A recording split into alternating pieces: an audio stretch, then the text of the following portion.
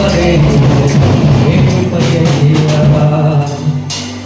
ஹல்லேலூயா ஹல்லேலூயா ஹல்லேலூயா. கைகளை உயர்த்தி கைகளை உயர்த்தி ராஜாதி ராஜாவே, மகத்துவமுள்ள ராஜாவே, ஓ சிங்காசனத்தை வீட்டிருக்கிற சர்வ வல்லமுள்ள தெய்வத்தை ஆராதிக்க வாய்களை திறந்து அவரை பார்த்து சொல்லு, ஆண்டவரே உம்மை ஆராதிக்க வந்திருக்கிறேன், ஆண்டவரே உம்மை ஆராதிக்க வந்திருக்கிறேன்.